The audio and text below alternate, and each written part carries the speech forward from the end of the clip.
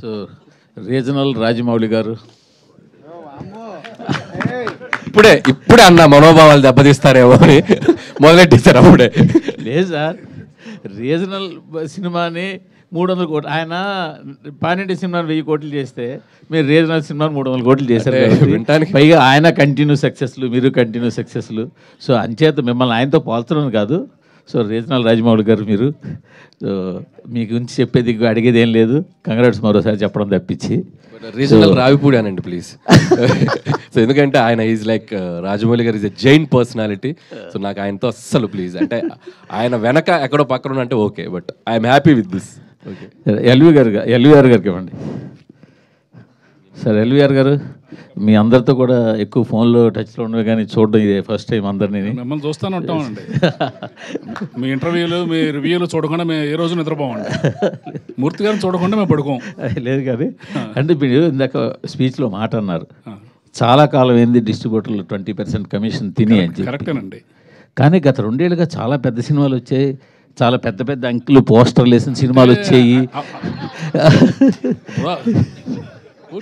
కూర్చో సరే, పోస్టర్లు వేస్తున్నారు,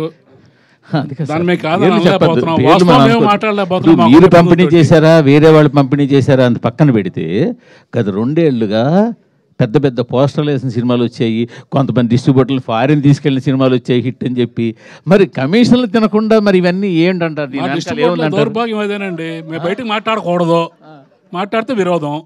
మేము డబ్బు పోగొట్టుకున్నామని చెప్పుకోలేని పరిస్థితి. అదేండి వాస్తవం చెప్పాలంటే. మీరు అడిగారు కాబట్టి చెప్తున్నా. అదే లేకపోతే మేము నిజం చెప్పామనుకోండి, మాకు నెక్స్ట్ పిక్చర్ ఎవరు నష్టపోయి నెక్స్ట్ పిక్చర్ పోగొట్టుకున్నాడు అవుతాం. మీకు తెలుసు ఆ విషయం. సో అందుకని డబ్బులు పోయినా నవ్వుతూ ఉండాలి. డిస్ట్రిబ్యూటర్ పరిస్థితి అలాగే ఉంది. ఇవాళ రాజుగారు అన్నారు చూడండి, జిల్లాకు 1-2 మిగిలారని. ఆ 2 కూడా మిగలకుండా పోతారు ఇక. ఓకే సరే, ఇంకొక క్వశ్చన్. ఇందాక హరి గారు మీ అందరి తరఫున మిమ్మల్ని అడుగుతాను. మీ సీనియర్ డిస్ట్రిబ్యూటర్ మీరు వీళ్ళందరిలో కూడా బాగా సీనియర్ డిస్ట్రిబ్యూటర్ కాబట్టి. ఇటీవల కాలంలో ఇంకొక ట్రెండ్ కూడా స్టార్ట్ అయింది. ఒకప్పుడు మేము హరి గారికో లేకపోతే మీకో ఇంకో ఎవరికైనా ఫోన్ చేస్తే ఎంత చేసిందంటే టక్మని చెప్పేసే పని ఉండేది.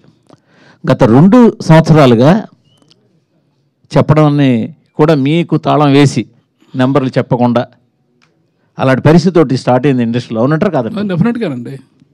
ట్రెండ్ స్టార్ట్ అయింది అనేది మీకు తెలుసు కదా, మరి మీరందరూ ఏం చేస్తున్నారు?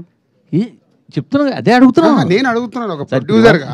అవును, ప్రొడ్యూసర్గా ట్రెండ్ స్టార్ట్ అయింది, అన్నీ ఏకుతారు కదా. ఆఫీస్లో ఇది జరుగుతుంది, ఆఫీస్లో వాళ్ళని తీసేశారు, ఆఫీస్లో భోజనాలు మానేశారు, ఇవన్నీ రాస్తారుగా. మరి ఇది జరుగుతుంది అన్నప్పుడు మీరేం చేస్తున్నారు? జర్నలిజం అంటే క్వశ్చన్ మీరు చేయాలి, వాళ్ళని అడగడం కాదు. మేమందరికి మాకు వీక్నెస్ ఉందండి, మా అందరికి మా వీక్నెస్ ఉంది. ఏంటంటే ఇక్కడ విషయం ఏంటంటే ఆయన చేతి చెప్పిస్తున్నాను ఈ ట్రెండ్ స్టార్ట్ అయింది. ఆయన డిస్ట్రిబ్యూటర్ గా ఈ ట్రెండ్ స్టార్ట్ అయిందని నేను మీకు ఒక పాయింట్ కి తీసుకొచ్చి, ఆఫీస్లో మా ఆఫీస్లో భోజనాలు కూడా మానేశారు అనేది రాశారు కదా. సో ఇంత ఇన్ఫర్మేషన్ ఉన్న మీకు వీటి గురించి ఇన్ఫర్మేషన్ ఉంది కదా. జర్నలిజం దాంట్లో నుంచి మీరు రాయాలి. మార్పు మీ దగ్గర రావాలి. ఏమండి, మార్పు మీ దగ్గర నుంచి వచ్చినప్పుడే. స్వామి ఒకసారి ఆయనకి ఇవ్వండి, ముందు మీరు క్వశ్చన్ చేయమని మీరే చెప్తారు. క్వశ్చన్ చేస్తే వాళ్ళని పక్కన పెట్టి ఇంటర్వ్యూలు ఇవ్వట్లేదంట కదండి. ఏది మూవీ ఇంటర్వ్యూస్ కానీ ఇవన్నీ క్వశ్చనింగ్ ఎక్కువ ఎవరు చేస్తే వాళ్ళకే ఇవ్వట్లేదంట కదండి. అట్లా ఏం లేదే, ఎవరన్నారు? చెప్తా, తర్వాత మాట్లాడదాం. అంటే నేను విషయం ఏంటంటే సార్, గత 2 సంవత్సరాలుగా పెద్ద సినిమాలకి ముందే డిస్ట్రిబ్యూటర్లు ఫోన్ చేసి నెంబర్లు చెప్పకండి, నెంబర్లు మాకు పంపండి, మేము రిలీజ్ చేస్తాము అనే ఒక ట్రెండ్ స్టార్ట్ చేశారు. మొన్నాడు వాళ్ళు ఏ నెంబర్ రిలీజ్ చేస్తే అవే బయటికి వెళ్తున్నాయి. ఇప్పుడు ఆయన చెప్పినట్టు బాధపడినా కూడా బయటకు నవ్వాల్సి వస్తుంది. ఈ ట్రెండ్ స్టార్ట్ అయిందని మాకు తెలిసి మీ ఐటమ్ లేదు, బట్ డిస్ట్రిబ్యూటర్లతో చెప్పిద్దాం నేను అడుగుతున్నా. ఏమంటే ఇప్పుడు మేము అబద్ధం ఆడినా, ప్రొడ్యూసర్లు అబద్ధం ఆడినా, మీరు అబద్ధం ఆడినా జనం నమ్మట్లేదండి. అది మాత్రం వాస్తవం. మనం ఏ పోస్టర్ వేసినా నవ్వుకుంటున్నారు వాళ్ళు. ఇది మీరు మేము ఆడక్కల్లా, జనం మాట్లాడుకుంటున్నారు, వాళ్ళు నవ్వుతున్నారు. అది ఎల్వీఆర్ గారు చాలా ఓపెన్ గా మాట్లాడతారు. గ్రాటిట్యూడ్ మీట్ కాస్త ఇప్పుడు చూడండి, దీని తర్వాత మొత్తం ఫ్యాన్స్ అందరు కలిసి ఈయన ఫోటో పెట్టి మొత్తం ఈ రోజు సాయంత్రం వరకు చెడు కూడా ఆడేస్తారు. ఓకే, అంటే మూర్తి గారు, మనకు మీకు తెలుసు, మాకు తెలుసు, అందరికి తెలుసు. సో ఏదన్నా మార్పు రావాలంటే దయచేసి నా రిక్వెస్ట్ మీడియా మిత్రులకి, ఆఫీసులలో అవి ఇవి జరుగుతున్నాయని రాయకండి. ఎందుకంటే అది మా ప్రొఫెషన్. ఏమి చేయాలి, ఏం చేయకూడదని ఒక ప్రొడక్షన్ హౌస్కు ఉండే డెసిషన్ అది. సినిమాకు సంబంధించి నిజాయితీగా మీరు ఎలాంటిది అలా ఉన్నప్పుడు మీరు ఏకండి, మీరు ఏకితే కరెక్షన్ అవుతుంది కదా. మీకే క్వశ్చన్, సంక్రాంతికి 2 సినిమాలు రిలీజ్ చేశారు. సరే, 2 సినిమాలకి ఒక సినిమాకి ఒక పోస్టర్ వేశారు, 2 సినిమాలు చాలా పోస్టర్లు వేశారు. మొదటి సినిమా పోస్టర్ మీ ప్రొడక్షన్ హౌస్ నుంచి వచ్చిందా, మీరు వేసిందా, వేరేగా వేసిందా? అది మీకేం తెలుసు? మాకు తెలియదు. నేను ఆల్రెడీ చెప్పాను కదా, మాకు వీక్నెస్ ఉంటాయి, మేము మాట్లాడలేము. మీకేం తెలుసు సార్? నేను మిమ్మల్ని అడుగుతున్నాను సార్. నేను అదే మిమ్మల్ని అడుగుతున్నాను సార్. మీరు వేసిన పోస్టర్ మాకేలా తెలుసు? మా వీక్నెస్ ఉంటుందని నేను కమిట్ అవుతున్నాను కదా. మీకు తెలియదా? మీ వీక్నెస్ తో వేసిన పోస్టర్ అంటారు. మీకు తెలియదా? మీరు వీక్నెస్ తో వేసిన పోస్టర్ అంటారు. ప్రతి సెంటర్ లో ఏం కలెక్షన్స్ ఉన్నాయనేది మీ దగ్గర లేవా? ఫస్ట్ మీ హరి చెప్తున్నా, అందరికంటే ముందు మీ దగ్గరే ఉంటాయంట. సో మీరే క్యాల్కులేట్ చేసి వేయండి నెక్స్ట్ నుంచి పోస్టర్ ప్రతి సినిమాది. బెటర్, ప్రాబ్లం సాల్వ్ అయిపోద్ది. సార్, సంక్రాంతికి వస్తున్నాం అనే సినిమా అనిల్ రావుపూడి గారికి 8వ హిట్ ఇచ్చింది కాబట్టి అది పెద్ద గొప్ప విషయం కాదు. వెంకటేష్ గారిని సీనియర్ హీరోస్లో ఇప్పుడు టాప్లో నిలబెట్టింది, అది పెద్ద గొప్ప విషయం కాదు. ఏంటి గొప్ప విషయం అంటే దిల్ రాజు గారిని నిలబెట్టింది ఆ సినిమా.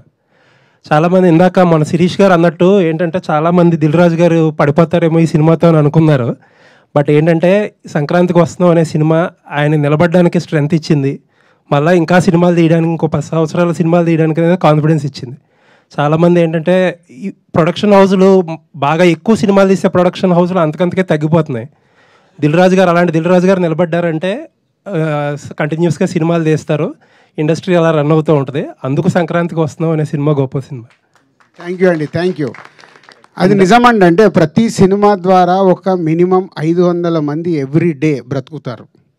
సో మేము ఎన్ని ఎక్కువ ప్రొడక్షన్ చేయగలిగితే అంతమందికి భోజనం దొరుకుతుంది. ఈ లాజిక్ చాలామంది మర్చిపోతారు. సో ఇవాళ మనకు 150 సినిమాలు తెలుగు ఫిలిం ఇండస్ట్రీలో మన ఇన్కమ్ ట్యాక్స్లతో జరిగిన కాన్వర్సేషన్ చెప్తాను. వాళ్ళు అడిగాడు ఆయన, ఎందుకు ఇన్ని సినిమాలు వస్తాయి, మరి ఎందుకు మీరు ఇన్ని ఫ్లాపులు అని చెప్తుంటారంటే 90% ఫ్లాపులు సార్ అని లాస్ట్ ఇయర్ది షీట్ ఇచ్చా. ఎందుకో లాస్ట్ ఇయర్ది నేను తెప్పించా 2024 షీట్. ఆయనకి ఇస్తే వాళ్ళు ఆశ్చర్యపోయారు, మరి ఎందుకు తీస్తున్నారు ఈ సినిమాలు? ఒక్కొక్కరిది ఒక్కొక్క అంబిషన్ సార్. సినిమాలు జరుగుతూనే ఉంటాయి, మాకు అలా కాదు. సక్సెస్ సినిమా తీయడానికి ఎంత కష్టపడాలనేది మాకు తెలుసు. దానికోసమే ప్రయత్నం చేస్తాం. దాంట్లో కొన్ని సక్సెస్లు వస్తాయి, అప్పుడప్పుడు క్యాచ్ అవుతాం. రాజుగారితో ఒక 1 year బ్యాక్ ఒక ఇంటర్వ్యూ చేశాను నేను. ప్రొడ్యూసర్స్ అందరినీ కూర్చోబెట్టి అడిగితే సేమ్ ఇదే క్వశ్చన్ అడిగా. అంతకంతకి ఒకప్పుడు ఎంతమంది డిస్ట్రిబ్యూటర్లు ఉండేవారు, ఇప్పుడు 10-15 మందికి వచ్చేసారంటే ఆయన బ్లంట్గా ఒక మాట అన్నారు. ఏంటంటే నెక్స్ట్ 2-3 ఏళ్ళలో వీళ్ళు కూడా ఉండరు, మనం బాలీవుడ్లో లాగా అవుట్ రైట్ రిలీజ్ చేసుకోవాల్సిందే, మనమే కార్పొరేట్ లాగా మల్టీప్లెక్స్లతోనే అవన్నీ టైఅప్ అయ్యి అలాంటి స్టేజ్ నుంచి ఇక్కడ ఎంతమందిని స్టేజ్ ఎక్కించారు. సో ఈ సినిమా అచీవ్మెంట్లో అదొకటి. ఇందాక అన్నాను కదండి, అంటే ఏరియాల వారిగా డిస్ట్రిబ్యూటర్లు చాలామంది ఉండేవాళ్ళు మెల్లిగా కనుమరుగవుతూ కొందరే, అంటే వీళ్ళు కూడా ప్యాషన్తోనే, వీళ్ళకు కూడా ప్యాషన్ పోయిన రోజు వీళ్ళు మానేస్తారు. వీళ్ళ ఫ్యామిలీస్ ఆల్రెడీ వెనకకు లాగుతూనే ఉన్నారు, మీకు ఇంత స్ట్రెస్ అవసరమా, ఆపేసేయండి అని. ఎందుకంటే డిస్ట్రిబ్యూటర్కి సక్సెస్ వచ్చేది చాలా తక్కువ పర్సెంటేజ్లోనే సక్సెస్ వస్తుంది. దాంట్లో కూడా నిలబడడం అంటే ఇట్స్ నాట్ ఏ జాబ్. రాజు గారు ఇంతకుముందు అంటే కోవిడ్కి ముందు పెద్ద హీరోల సినిమాలు ప్రతి నెల ఒక రెండు ఫిల్మ్స్ వచ్చేవి, మీడియం రేంజ్ 2-3 ఫిల్మ్స్ వచ్చాయి. సో సక్సెస్ రేటు చాలా ఎక్కువ ఉండేది, ఎందుకంటే ఎక్కువ నెంబర్ ఆఫ్ సినిమాస్ వస్తాయి, గ్యారంటీ ఎక్కువ ఉంటుంది పెద్ద హీరోలు కానీ మీడియం రేంజ్ హీరోలు కానీ చేస్తే. ఇప్పుడు చూస్తే జనవరిలో 3 సినిమాలు వచ్చినాయి, ఫిబ్రవరిలో 1-2 ఉన్నాయి రీజనబుల్ ఫిల్మ్స్. ఇట్లా ఒకప్పుడు 5-6 హిట్ వచ్చే పొటెన్షియల్ ఉన్న సినిమా ఉంటే ఇంతకుముందు, ఇప్పుడు హిట్ వచ్చే పొటెన్షియల్ సినిమా 1-2 ఉంటున్నాయి ఎవ్రీ మంత్. అంటే ఇంత తగ్గటానికి కారణం ఏంటి? అండ్ ఫ్యూచర్లో ఎక్కువ సినిమాలు తీసి పెద్ద హీరోలు మీడియం రేంజ్ హీరోలు ఎక్కువ సినిమాలు తీస్తే తప్పితే ఇండస్ట్రీ వోంట్ సర్వైవ్. మీరు దీని కరెక్షన్కి ఏదన్నా చేస్తున్నారు? అంటే యాక్చువల్ అండి, అది ఇప్పుడు నంబర్స్ పెరిగిపోయాయండి. ఇప్పుడు స్టార్ సినిమాలు ఏమైందంటే 400 crores 500 crores బడ్జెట్కి వెళ్ళిపోవడం వల్ల వాళ్ళు ఆ ఒక్క సినిమా మీదే ఫోకస్ చేస్తున్నారు. అంటే ఆ సినిమా ఆడలేదనుకో చాలా డ్యామేజ్ జరుగుద్ది. కాబట్టి మనకు స్టార్ సినిమాలు మనం ఇప్పుడు చూసుకుంటే ఉన్న టాప్ స్టార్స్ అందరూ 2 ఇయర్స్కి ఒక ఫిలిం వస్తుంది. సో అది కరెక్షన్ మళ్ళీ ఇంతకుముందు కోవిడ్ ముందు కానీ జరిగింది. ఇప్పుడు Prabhas continuous doing 3 films, Bunny wants do in a year 2 films. ఇట్లా వాళ్ళు స్టార్ట్ అవుతున్నారు. స్టార్ట్ అయ్యి కరెక్ట్ అవుతే మళ్ళీ 26, 27 నుంచి డెఫినెట్గా ప్రతి హీరో సినిమా ఒకటి రిలీజ్ అవ్వాలి. అయినప్పుడు ఆటోమేటిక్ స్టార్ సినిమా ఒకటి, మిడ్ రేంజ్ హీరోల సినిమాలు 2 ఫిలిమ్స్ ఇలా వచ్చినప్పుడు ఆటోమేటిక్ సక్సెస్ పర్సంటేజ్ పెరిగే అవకాశం ఉంటుంది. అది ఒకటే సొల్యూషన్. హరిగారు సంక్రాంతికి రిలీజ్ అవ్వగానే రాజుగారి ఐటీ జరిగింది. ఇప్పుడు మీరు డిస్ట్రిబ్యూటర్ గ్యారెంటీ మీట్ పెట్టారు. దీని తర్వాత మీ అందరి డిస్ట్రిబ్యూటర్ మీద ఐటీ రైట్స్ జరిగే అవకాశం ఉందనుకుంటున్నాను. డిస్ట్రిబ్యూటర్స్ దగ్గరికి ఐటీ రైట్ నెంబర్లు చెప్పారు కదా మొత్తం.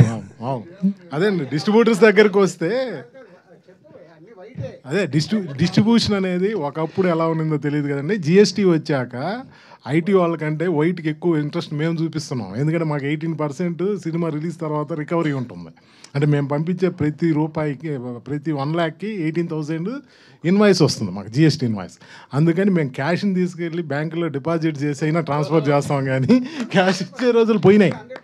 ఎందుకు అంటే అది మా సేఫ్టీ.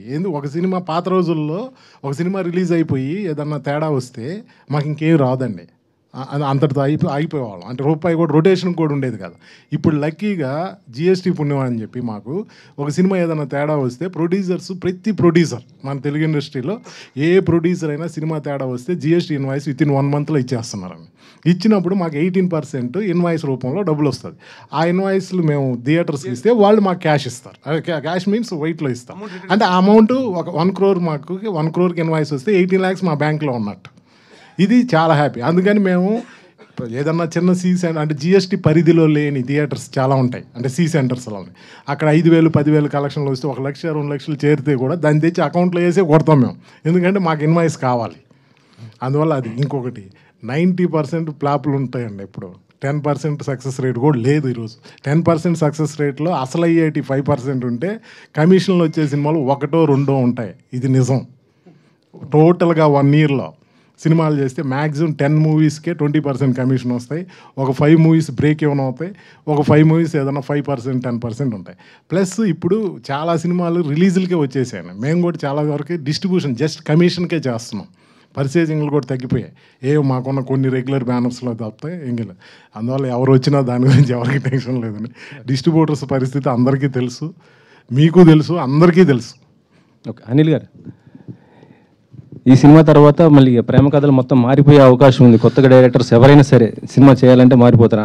వెంకటేశ్వర గారి క్యారెక్టర్ లవ్ ఒకవేళ ఫెయిల్ అయితే వెంటనే మరో లవ్లో పడిపోయి పెళ్లి చేసుకో ఇలా మార్చేశారు. సో దీనిపైన మంచిదే కదండి. పిచ్చోళ్ళే రోడ్లకి తిరగటం కంటే లవ్లో ఫెయిల్ అయ్యి హ్యాపీగా ఎవరైనా మంచి అమ్మాయిని చూసుకొని పెళ్లి చేసుకొని అదొక మెమరీ లాగా ఉంటే బెటర్ కదా. సో అంతే, ఎనీథింగ్ లైఫ్లో ఒక ఫేజ్ అనుకొని పాసింగ్ క్లౌడ్ లాగా మళ్ళీ ఇంకొక లైఫ్ స్టార్ట్ చేయాలి. లవ్లో ఈరోజు fail, girl friend boy friend no చెప్తే నెక్స్ట్ డే ఇన్స్టాగ్రామ్లో వెతుకులాట మొదలు పెడుతున్నారు. ఇప్పుడు అవి లేవు, నెక్స్ట్ డేనే. సార్ రాజు గారు అంటే ప్రొడ్యూసర్స్ మధ్య ఉన్న అనారోగ్యకరమైన పోటీ వల్ల ఇండస్ట్రీకి చాలా ప్రాబ్లం ఎదురవుతుంది అనేది బయట ఒక టాక్ అండి. అంటే బ్యానర్స్ మధ్య ఆధిపత్య పోరు కానీ, ఇప్పుడు డిస్ట్రిబ్యూషన్ పరంగా కూడా లాస్ట్ టైం చూసాం ఆధిపత్య పోరు. దీనివల్ల ఇప్పుడు పాపం ఎవరైనా ప్యాషన్తో వద్దాం అనుకున్న ప్రొడ్యూసర్స్ కానీ వీళ్ళకి చాలా ఇబ్బందులు అనేవి ఎదురవుతున్నాయి సార్. అంటే బడ్జెట్స్ పెరిగిపోవడము, బడ్జెట్లు అనేవి లార్జర్ దెన్ లైఫ్లో వెళ్ళిపోవడం, అంటే సినిమా రేంజ్ అనేది పెరగడం వల్ల ప్యాషన్తో కాన్సెప్ట్ బేస్డ్ సినిమాలు చేద్దాం అనుకున్న ప్రొడ్యూసర్స్ కొత్తగా రాలేని పరిస్థితి ఎదురవుతుంది సార్. అంటే దీన్ని ఫ్యూచర్లో బేసిక్గా ఫస్ట్ కరెక్షన్, ఆధిపత్య పోరు అనేది ఇక్కడ ఏమి ఉండదు. సో ఎవరి సినిమా వాళ్ళది, సక్సెస్ అవుతేనే కింగ్. దిల్ రాజు అయినా ఇంకోరైనా సక్సెస్ కానప్పుడు ఏముంటుంది, 3 రోజులు కూడా ఆ సినిమా గురించి మాట్లాడరు, మండే రోజుకి మర్చిపోతారు. సో సక్సెస్ఫుల్ తీయటానికి వర్క్ చేయాలి, కానీ ఇక్కడ ఆధిపత్య పోరు అనేది మన తెలుగు ఫిలిం ఇండస్ట్రీలో లేదు. నో సార్, అంటే ఇన్ ద సెన్స్ ఏంటంటే ఇప్పుడు మీరు ఒక హీరోతో, ఒక మిడ్ రేంజ్ హీరోతో మీరు తక్కువ రెమ్యునేషన్ ఇచ్చి మీ సినిమాకి పెట్టుకుంటారు సార్. యాక్చువల్గా మీరు కంఫర్టబుల్గా ఆ సినిమా చేస్తారు. బట్ మీ కాంపిటీషన్ లేకపోతే ఇంకో బ్యానర్ ఉంటుంది, వాళ్ళు మీరు ఒక 40 కోట్లలో చేసిన సినిమాను ఇప్పుడు 70-80 కోట్లలో ఆ హీరోతో సినిమా చేస్తున్నారు. దాని రిజల్ట్ అనేది ఎంత వస్తుందో తెలియదు సార్. బట్ ఆ హీరో నెక్స్ట్ మీ బ్యానర్లో చేస్తున్నప్పుడు మీరు 40లో చేసిన హీరో నెక్స్ట్ ఇమీడియట్గా అతను కూడా మళ్ళీ 70-80 కోట్లు అడిగినప్పుడు దాని ఇంపాక్ట్ అనేది మీ బ్యానర్ మీద పడుతుంది కదా. నేను అడుగుతుంది వర్కౌట్ కాకుండా నేను ఎందుకు తీస్తాము? వర్కౌట్ అవుతాను ఎవరైనా. ఇప్పుడు నువ్వు జీలో పని చేస్తున్నావు, నీకు ఇంకో కంపెనీలో శాలరీ ఇస్తారు, నువ్వు మార్చుకొని వెళ్ళవా? అంటే ఆలోచిస్తాను కదా సార్. అంటే దాని బ్యాక్గ్రౌండ్ అదంతా. 2 లక్షలు ఇస్తామంటే వెళ్ళిపోతావుగా. ఎందుకంటే నీ దగ్గర కెపాసిటీ ఉంది, జర్నలిస్ట్గా నువ్వు పని చేస్తావంటే పక్క ఛానల్ నీకు ఆఫర్ ఇస్తారు. ఇక్కడ కూడా అంతే వాల్యూ. ఆ హీరోతో సినిమా ఆ హీరోతో సినిమా తీస్తే ఈ బడ్జెట్లో వర్కౌట్ అవుతుంది అనుకున్నప్పుడు తీస్తారు. ఎవరిని మనం ఆపలేము. అందుకే ఇక్కడ ఆధిపత్య పోరు ఉండదు అని చెప్పింది నీకు ఫస్ట్. అక్కడ కరెక్ట్ చేశా. సాయి గారు సో అనిల్ గారికి కంటిన్యూగా హిట్లు ఫ్లాప్ లేని డైరెక్టర్. బట్ అయినా కూడా ట్రోల్స్ జరుగుతున్నాయి అంటే ఎవరైనా కావాలని చేస్తున్నారు అనుకుంటున్నారా? మీరేం నోటీస్ చేశారు ట్రోల్స్ అన్ని చూసాక? పనులున్న చెట్టుకు రాళ్ళు పడతాయి అంతే. మీరు చెప్పండి. ఫేమస్ లేకుండా ఎవరు పట్టించుకోరమ్మా. ఫేమస్ ఉన్నారు కాబట్టి పట్టించుకుంటారు. ఫేమస్ అయ్యాడు ఏం చేస్తాడు పాపం. నాది సేమ్ డైలాగ్. సో అనిల్ గారు, సో నేను ముందే చెప్తున్నాను, ఇది కాంట్రవర్సీ క్వశ్చనే, మా జర్నలిస్టులకి సంబంధించింది. అయితే ఒక మూవీ ప్రమోషన్స్లో మీడియా పాత్ర కూడా ఉంటుంది. కానీ ఆ మీడియాలో 4-5 తలకాయలనే మీరు ఎందుకు చూస్తున్నారు? మిగతా వాళ్ళని ఎవరూ పట్టించుకోవట్లేదు అనేది కొంతమంది ఆరోపణ. ఇప్పుడు మీరు స్టేజ్ మీద మాట్లాడుతూ కూడా 4-5 చెప్పారు. సో ప్రమోషన్స్లో 4-5 చాలా మీకు కరెక్ట్ ప్రశ్న మామూలుగా సంధించలేదు. నేను దీని తరపున మీకు చెప్పాల్సింది ఏంటంటే, నాకు 4-5 వారంలో అప్పుడప్పుడు నాతో ఫోన్లు చేసి పర్సనల్గా శాటిలైట్ ఛానల్స్ వదిలేస్తున్నారు, పెద్ద పెద్ద పేపర్స్ వదిలేస్తున్నారు. అన్ని చెప్పాను. మీడియా అంటే అన్ని కదా. కానీ నేమ్స్ చెప్పారు కదా. నేమ్స్ అంటే నాకు ప్రతి ఒక్కరి పేర్లు ఎక్కడ చెప్పమంటారు? ఇప్పుడు ఈనాడులో పనిచేసే 4 చెప్పకూడదు ఏమండి? వాళ్ళు నాతో రోజు టచ్ లో ఉంటారు. అప్పుడప్పుడు మీరు తిన్నారా, మీరు బాగున్నారా, మీరు ఎప్పుడన్నా బాధపడుతుంటే ఎప్పుడన్నా నాకు ఫోన్ చేసి పలకరించారా? నాకు మొన్న జ్వరం వచ్చింది, నాకు మొన్న చెప్పేది వినండి, చెప్పేది వినండి. మొన్న నాకు ఆ మధ్య ఫీవర్ వస్తే మూర్తి గారు బాగున్నారండి, హెల్త్ అలా ఉందని అడిగారు. మీరు అడిగారు ఆధిపత్య పోరు ఇక్కడ ఉంది. అసలు ఆధిపత్య పోరు ఇక్కడ ఉంది రమేష్ గారు, ఇక్కడ కాదు. టు బీ హానెస్ట్ అందరు, నేను అందుకే పేర్లో నాకు కొన్ని స్ట్రైక్ అవుతాయి. కొన్ని మీ పేరు లక్ష్మి నాకు గుర్తుంది, ఇందాక ఫ్లోలో మిస్ అయ్యాను. లక్ష్మి గారు చాలా థ్యాంక్ యూ, చాలా థ్యాంక్ యూ. రాజుగారు మీరు గతంలో ఒక సినిమా స్టార్ట్ చేశారు వి వినాయక్ గారు హీరోగా. అది ఎందుకో కారణాల వల్ల అవ్వలేదు. కానీ మా కోరిక ఏంటంటే అనిల్ గారు హీరోగా ఒక సినిమా చేస్తే బాగుంటుంది. డెఫినెట్ గా అనిల్ యాక్టర్ అవుతాడు. ఎలాంటి యాక్టర్ అవుతాడో తెలియదు కానీ ఫస్ట్ లాంచ్ చేసేది ఎస్విసిలోనే. అది అగ్రిమెంట్ ఉంది. అది యాక్టింగ్ చేస్తే ఎస్విసిలోనే.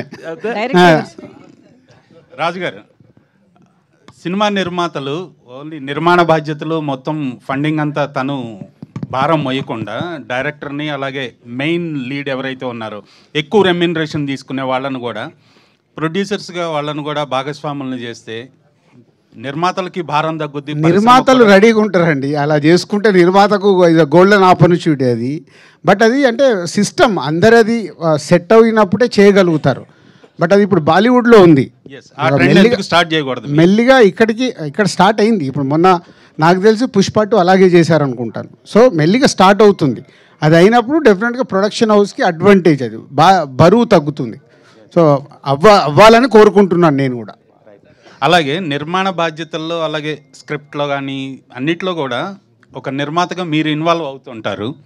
అలాగే నిర్మాతలు హీరోలు ఇన్వాల్వ్ అయిన సినిమాలు చాలా వరకు కూడా దెబ్బతిన్న సంఘటనలు కూడా మనం చూసాం.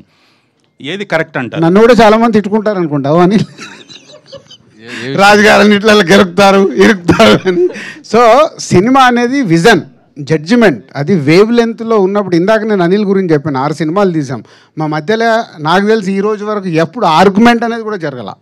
అసలు క్రియేటివ్ డిఫరెన్స్ లేదు, ఫైనాన్షియల్ డిఫరెన్స్ అసలు లేదనుకోండి. సో అది ఉన్నప్పుడు ఏమవుతుందంటే ఆ వేవ్ లెంత్ కరెక్ట్గా ఉండి ఇద్దరు ఒకటేలాగా ఆలోచించినప్పుడు రిజల్ట్ వస్తుంది. లేకుంటే ఏమవుతుందంటే రిజల్ట్ రాలేదనుకో ఒకరి మీద ఒకరు వేసేసుకుంటారు. నేను ఇది చెప్పాను చేయలేదు, నేను ఇలా చేయమన్నాను చేయలేదు, అలా బ్లేమింగ్స్కి వెళ్తాయి. సో అందుకే చాలామంది క్వైట్గానే ఉంటారు.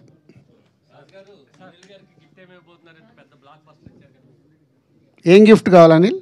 మీ పేరేంటి? Radha I love you sir. So కాదు, ఇప్పుడు అనిల్కు మాకు ఉన్న అనుబంధం గిఫ్ట్లతో దూరం కాదు. ఆయన స్టేజ్ మీద చెప్తున్నా, ఆయన ఏది అడిగినా సార్ నాకు ఇది కావాలంటే ఆయన ఇంటి దగ్గర ఉంటుంది. కొందరేమో గిఫ్ట్లు ఇచ్చేసి ప్రమోషన్ చేసుకుంటారు, మాకు ఆ ప్రమోషన్ అక్కర్లేదు, మాకు ఇంటర్నల్గా ఆయన ఏది అడిగినా అయిపోద్ది. అంటే కార్ ఏముంది, అదే కార్ ఆల్రెడీ ఇచ్చారు, అది వద్దులే. మన లాస్ట్ సినిమా కార్ ఇచ్చారు, ఏదైనా వేరేది అడుగు.